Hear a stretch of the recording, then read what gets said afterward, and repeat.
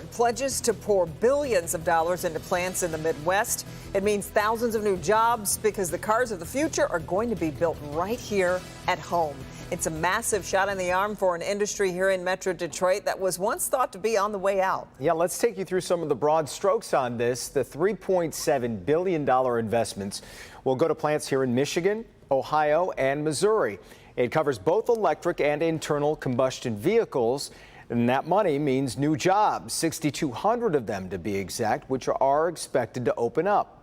Let's drill down on where that money is going here in Metro Detroit. The Ford Rouge plant in Dearborn, the Michigan Assembly plant in Wayne, Flat Rock Assembly, and a brand new packaging facility in Monroe. Ford Blue President Kumar Galhotra saying today the company is doubling down on American workers. It is about you, the people who build our products. Ford is already the largest employer of hourly auto workers in America. It's not an accident. That was a choice we made as a company. We want to get to Grant Herms. He's live in Flat Rock tonight. One of the plants about to get a huge boost. Yeah, and this investment is major, not just because this is an industry that's seen shutdowns from the pandemic, supply chain shortages, and a changing market. But folks here in Flat Rock say the money coming to this assembly plant is exactly what they're looking for, but mostly they're looking for jobs. Inside Piper's Diner off Telegraph in Flat Rock, people enjoyed the soup of the day, broccoli cheddar, and talked about jobs, like they do most days. But today, it was different. It's great. It's at least in this community, it's good to keep the people here, keep the jobs here. A new investment from Ford means 3,200 jobs for Metro Detroit, including money and jobs at the beleaguered Flat Rock Assembly plant, which is set to make the new Mustang Coupe. The plant, among the hardest hit by COVID shutdowns, it was one of the last to reopen. And then just this year, the global chip shortage forcing another week-long closure. The talk of new money and jobs, a welcome sign in changing times. There's no way we're going to get away from not having EVs, whether you like electric cars or you don't like it. It's here to stay. It's got to be good because, you know, people don't have a place to go make a job where you can retire from type thing. It's just, you know, I think it's a good thing. Ed Schmidt has been a regular at Piper since the 70s. He moved to Flat Rock to work at the assembly plant for nearly 30 years. I'm still living here in town, and it's been it was a great career with Ford, with Mazda, and I'm happy to hear that they're going to bring more to the table. I think it's fabulous. You know, when you look at manufacturing as a whole in America, we still need a whole lot going on here, and hopefully this spurs other manufacturers to look at the American workforce and know that they can get a great product made here. That is certainly the hope around Metro Detroit. It's hard to understate just how big this investment is, especially as the automakers shift to electric vehicles when there was so much worry, Jason, about what that would mean for the future of jobs here in Metro Detroit. Yeah, and all of this, Grant, clearly seems like another sign that the automakers are just tripping over themselves trying to win the EV race. What are the experts telling you on that front? Well, they said this is just the beginning here. So GM, Ford, Stellantis, a little slow to get out of the gate compared to some other smaller companies. But they said don't sleep on them. Coming up at 6 o'clock, we've got why one expert says this is a watershed moment for Detroit's big threes when it comes to electric vehicles. In Flat Rock, Grant Herms, Local 4. Interesting. We'll see you at 6, Grant. Thanks. We're getting new information today on the deadly shooting at a Tulsa, Oklahoma hospital. Police say the alleged gunman was on a mission to kill his surgeon. Yeah, police say Dr. Preston Phillips operated on the gunman 2 weeks ago. That gunman blaming that doctor for ongoing pain. On Wednesday, the gunman walked into the hospital where he shot and killed 4 people, including the surgeon, before turning the gun on himself. We have also found a letter on the suspect which made it clear that he came in with the intent to kill Dr. Phillips and anyone who got in his way. He blamed Dr. Phillips for the ongoing pain following the surgery. Police say the gunman legally purchased the rifle he used the day of the shooting. Detroit police have shut down a bar they say has been operating as an illegal after-hours nightclub for months. Yeah, they raided the Wonderland bar on 8 Mile just east of the Southfield this afternoon. Sean Lay is there for us tonight, where neighbors have to be pretty happy about this, Sean.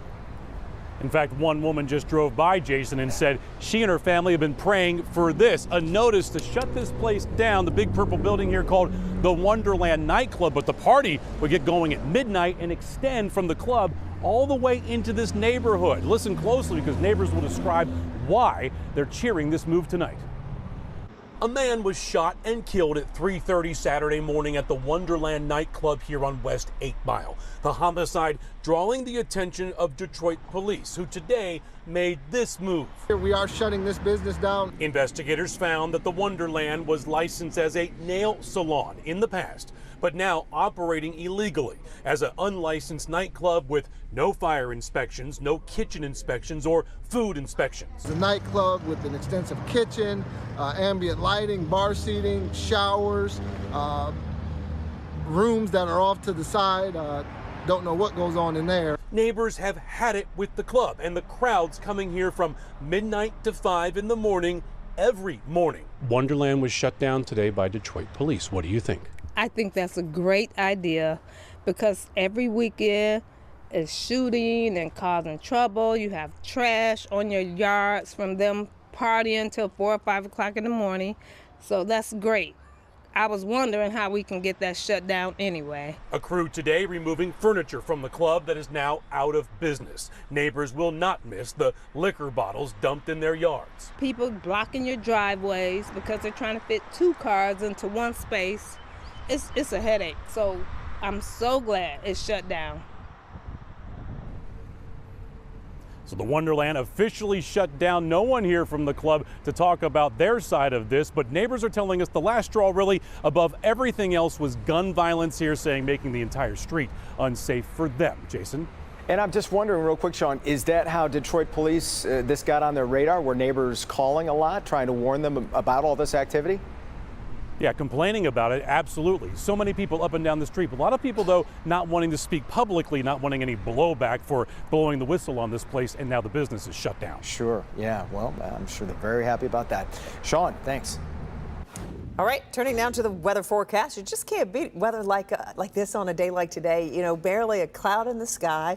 As we take a live look at Belle Isle ahead of this weekend's Grand Prix. We got a lot more to come from Belle Isle just a little bit later in the show, too. But we also want to keep an eye on that forecast as we creep closer to race time, and Paul's watching that as we go into the weekend. Hey, Paul. Yeah, we're going to be off to a good start. The back end of the forecast, we'll talk about that in a second. But right now, 4-zone weather shows a lot of us are in the mid-70s. Do have 80 at Taylor. Maybe that thermometer is reading a little bit high in the sun. But if your wind is coming in off the water, like Mount Clemens and Grosse Ile, well, you have temperatures right now that are in the mid to upper 60s. South zone, we're basically in the low 70s here. Carlton over to Monroe, Lambertville up to Saline, Dundee.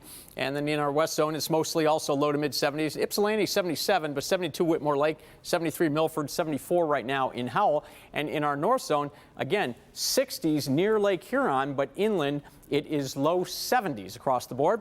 All right, so we're going to see temperatures basically falling through the 60s if you're not in the 60s right now, and that's most of us. So falling through the 60s with mainly clear skies this evening. Off to a great start on Saturday with the Grand Prix.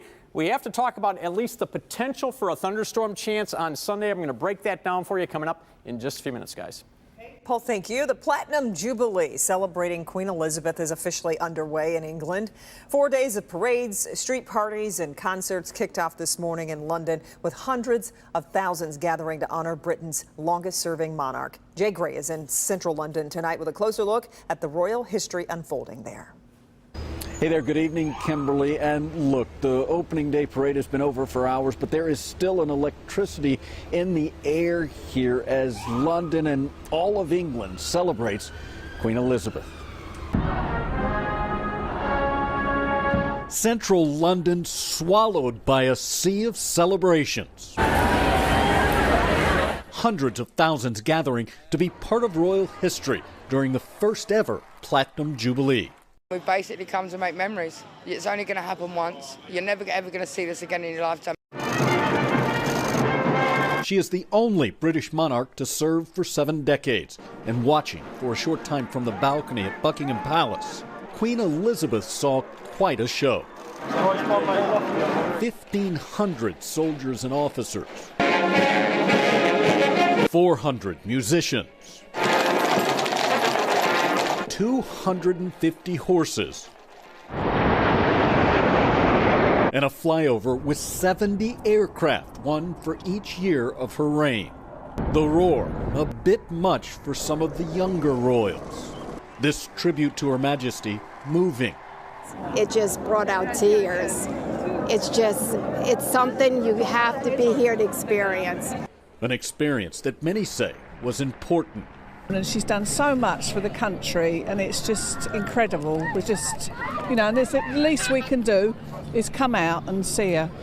And say thank you for 7 decades of dedication and service. Now, today was a national holiday across England. Tomorrow will be as well, which means the celebrations, the parties are going to continue. It also means you'll likely have to start pretty early to find a seat in a local pub. In London, Jay Gray, Local 4. Okay, Jay, thank you. And as for Harry and Meghan, they're expected to attend a church service Friday and a concert at Buckingham Palace on Saturday. I'm sure they can get a seat in a pub if they try. Yeah.